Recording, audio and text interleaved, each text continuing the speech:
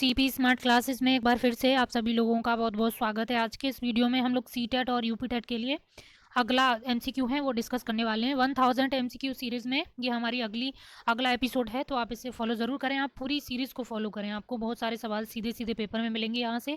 आप अगर मेरी वीडियो फॉलो करते रहेंगे जीएस और पर्यावरण में, तो आप अच्छे स्कोर करने में सक्षम रहेंगे सीटेट और यूपीटेट के पेपर में। तो आप वीडियो को फॉलो ज़रूर करें और आप चैनल को सब्सक्राइब भी कर लें ताकि नोटिफिकेशन आपको मिलता रहे। बेल आइकन को प्रेस कर दें। तो चलिए वीडियो शुरू करते हैं। तो आज का पहला प्रश्न है, भारत ने 2020 वैश्विक भुखमरी सूचकांक में कौन सी रैंक हासिल की है? तो भारत की रैंक इसमें है 94। ऑप्शन डी इसका राइट आंसर है। तो ये सवाल पूछा जा सकता है, रैंकिंग पूछी जा सकती है। दूसरा यहाँ से सवाल बन सकता है, वैश्विक भुखमरी सूचकांक जारी कौन करता है?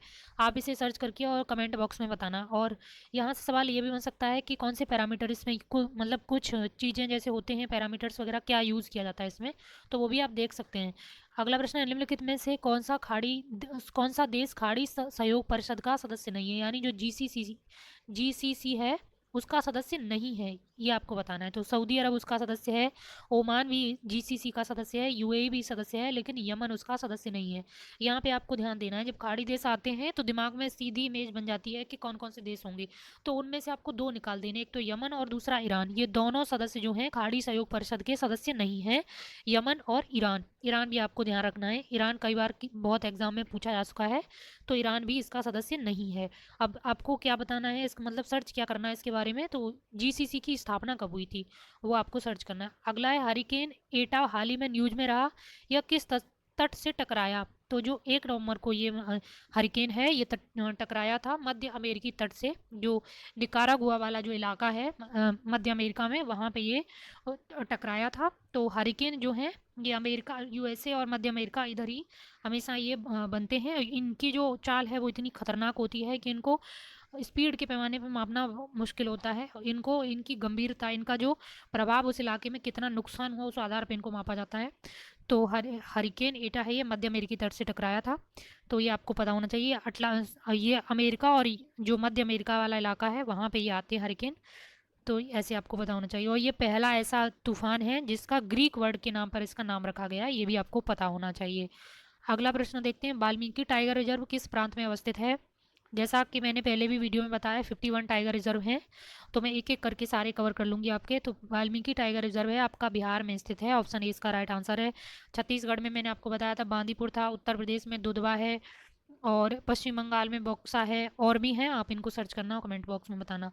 अगला है, मुरलेन नेशनल पार्क कब स्थित है? बहुत इंपॉर्टेंट है। तो ये नेशनल पार्क आपका स्थित है मिजोरम में, ऑप्शन बी इसका राइट आंसर है, मिजोरम। अच्छा, यहाँ पे एक सवाल और है, इन दोनों से आपकी वो कर्क रेखा इनमें से किन के साथ गुजरती है, किन के साथ नहीं गुजरती, वो आपको देख के बताना है, ठीक है? देखना है ये, मतलब आप इसको देखना जरूर, पूछता है यहाँ से सवाल। अध्यादेश जारी करने की शक्ति राष्ट्रपति की शक्ति जो है वो संविधान के किस अनुच्छेद में दी गई है? तो ये अनुच्छेद में है आर्टिकल 123 में, ऑप्शन सी इसका राइट आंसर है। आर्टिकल 123 के तहत राष्ट्रपति अध्यादेश जारी कर सकता है। राष्ट्रपति का उल्लेख संविधान के किस भाग में है? तो भाग 5 में है। मैंने आपको शायद सबसे पहले यूपीटेट के पहले वीडियो में ये मैंने बताया था। तो संविधान के भाग 5 में केंद्र सरकार का उल्लेख है, तो कि उसी में राष्ट्रपति का भी उल्लेख है। तो भाग 5 में राष्ट्रपति का उल्लेख है, और संविधान का अनुच्छेद 123 राष्ट्रपति को अध्यादेश जारी करने की शक्ति प्रदान करता है। तो ऑप्शन सी इसका राइट आंसर है। अगले प्रश्न की तरफ चलते हैं, किस अभिलेख में अशोक ने कर को कम करने की बात की थी? तो देखो, लुम्बिनी में जो टैक्स था वो कम कर दिया था। लुम्बिनी या रुम्मनदेही अभिलेख है उसमें ये बात की गई है, तो ऑप्शन ए इसका राइट आंसर है। अब सांची अभिलेख भी है आपका, ये एमपी में है, सारनाथ ये यूपी में है, कौशाम्बी ये भी यूपी में है। तो अगला प्रश्न देखते हैं, दिल्ली षड्यंत्र केस चलाया गया था। तो दिल्ली षड्यंत्र केस है ये संबंधित है आपका 1912 में। दो षड्यंत्र केस हैं दिल्ली के, तो ये 1912 वाला मैंने यहाँ पे पूछा है, तो 1912 में। अब आपको करना क्या है, आपको सर्च करना है ये जो केस था किस किस पे चलाया गया था, और जिन पे चलाया गया था उनकी तरफ से वकील कौन था, तो ये सवाल पूछा जाता है। आप इसे सर्च जरूर करना। अगला प्रश्न है, दक्षिणी अमेरिका महाद्वीप में कुल कितने देश हैं? तो दक्षिणी अमेरिका महाद्वीप में कुल 12 देश हैं। वहाँ पे एक फ्रेंच गुयाना भी है, लेकिन वो फ्रांस का पार्ट है।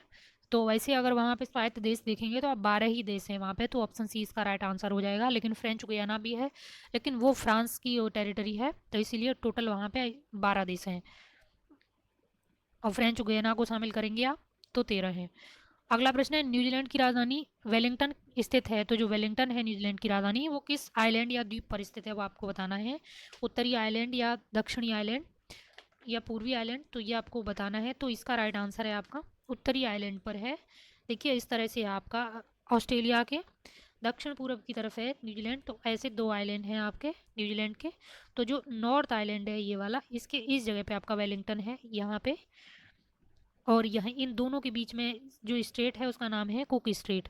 ठीक है, और इधर आपका ऑस्ट्रेलिया है, ऐसे ये आपका ऑस्ट्रेलिया है, और यहाँ पे आपका है तस्मान सी है आपका, तो इस तरह से, और यहाँ पे आपका तस्मान आइलैंड है। ठीक है, तो यहाँ पे कुक स्ट्रेट है, तो जो कुक स्ट्रेट के उत्तर की तरफ आपका वेलिंगटन है उत्तरी आइलैंड पर। तो यहाँ से कई तरीके से सवाल बन सकते हैं। ठीक है, और इधर जो ऑस्ट्रेलिया और न्यूजीलैंड के मध्य में तस्मान सी है, और ये आपका ऊपर पैसिफिक ओशन हो जाएगा, इधर की तरफ आपका कोरल सी है, और इधर साउथ ओशन सी है। तो ये आपके आज के इंपॉर्टेंट एमसीक्यू थे सी टेट और यूपी टेट के लिए। तो अगले वीडियो में आपसे फिर मिलेंगे। धन्यवाद।